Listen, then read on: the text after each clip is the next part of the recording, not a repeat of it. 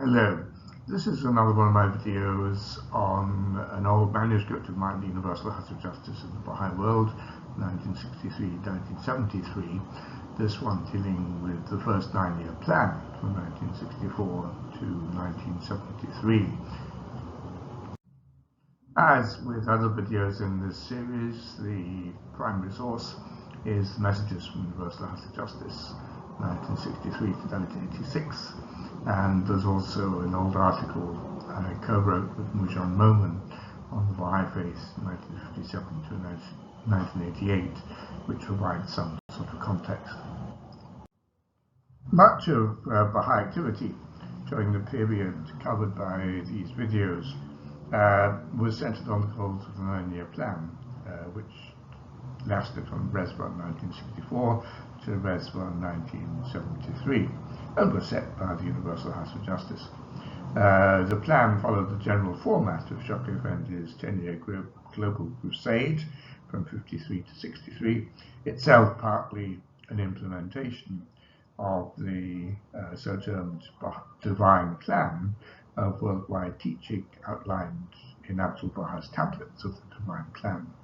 The term Reswan, by the way, refers to the period when Baha'is celebrate the initial announcement of Baha'u'llah's mission.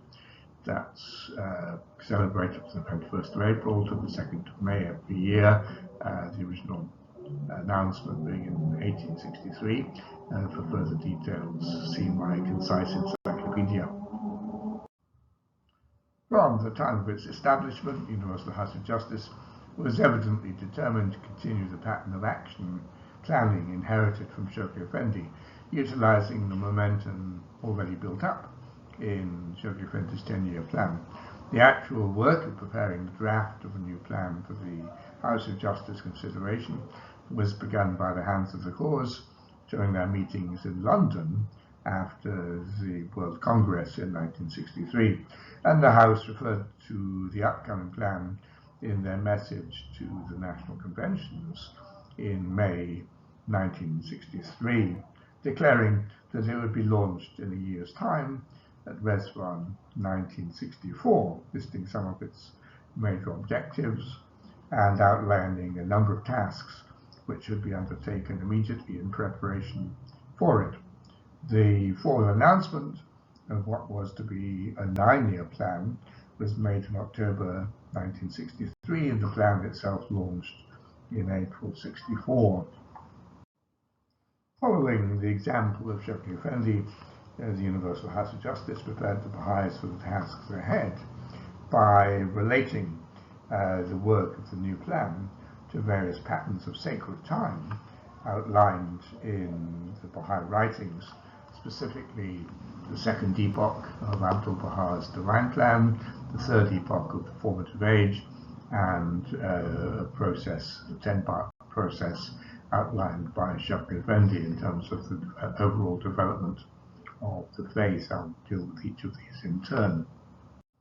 One framework or pattern was that of the successive epochs in the unfoldment, as Shockley Effendi put it, of Abdul-Baha's divine plan. Thus, in implementing Abdul-Baha's vision of global expansion, Shockley Effendi had referred to the national and international plans carried out under his direction as constituting the initial epoch in the unfoldment of his grandfather's divine plan.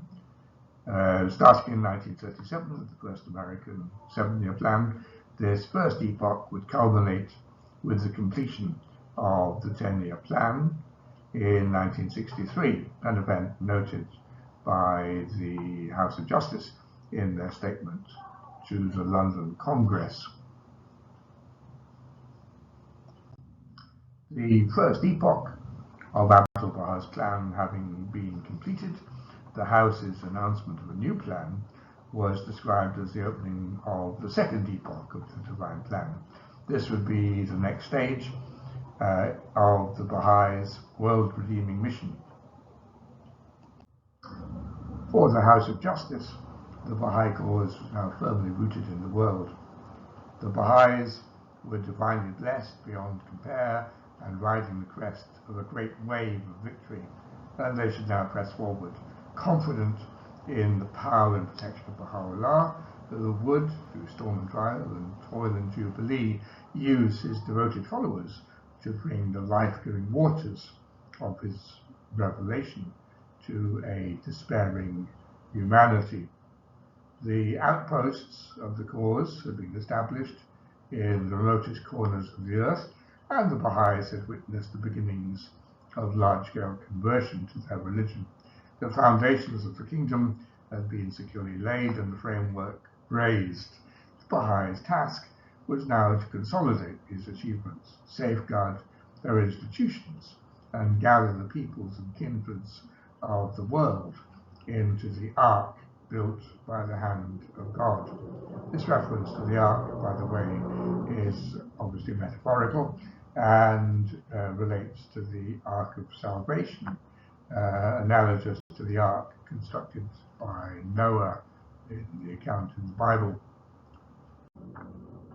Turning now to the third epoch of the Formative age, Shaykh Effendi had also described the development of the Baha'i religion as passing through three ages: an initial apostolic or heroic age covering the first 7 years of the Baha'i history and comprising the ministries of the Bab, Baha'u'llah and Abdul Baha, the present formative or Iron Age, and the future millennial Golden Age.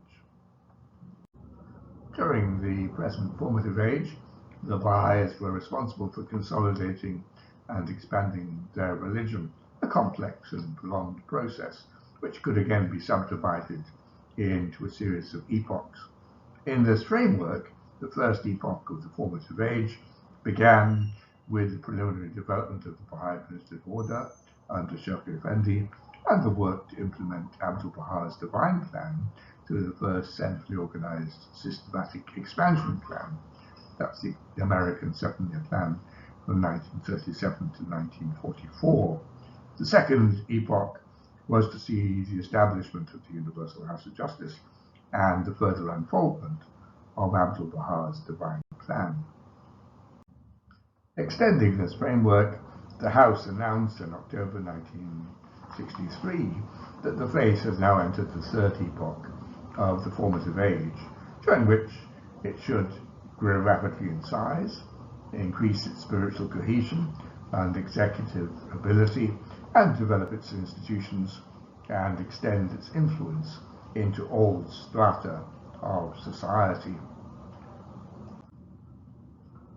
In a lengthy message written at the beginning of the 10-year crusade on the 4th of May 1953 to the All-America Baha'i Intercontinental Conference, Shaykh Effendi had described the crusade as the 9th in a series of stages which had begun with the beginning of prophetic revelation, symbolized by the biblical and Quranic figure of Adam, and would culminate in the future Golden Age, when the light of God's triumphant face would have suffused and enveloped the whole planet.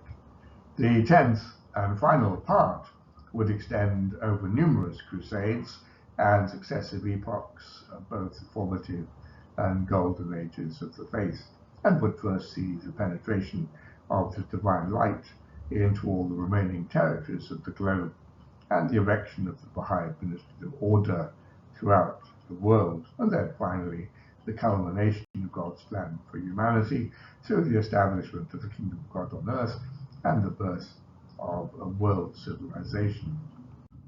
Writing at the start of its own 9-year plan, the House of Justice affirmed that this 10th stage had now been entered and would extend over this and a prolonged series of future plans. The House also noted that the end of the plan in 1973 would coincide with the centenary of the revelation of Baha'u'llah's Book of Laws, the Kitab al-Aqdas, and expressed the hope that the befitting celebrations of that anniversary would be made by an organically united world Baha'i community, which had both been victorious in its completion of the goals set and was firmly established and dedicated to the service of God and to the final triumph of his cause. Relating the work of the plan, to various anniversaries would be another characteristic of the house's messages. So, many thanks to you for listening, and particular thanks to my patrons for their kind support and encouragement. Without them, I wouldn't be able to make these videos. You're very welcome to support my channel if you should so wish. Please do like, comment, and share on the videos. It really does help. Subscribe if you want to be notified of future videos. I'll give a Patreon link below in case you want to provide practical support. Next week, we'll move on to the main objectives of the 9-year plan. Have a good day.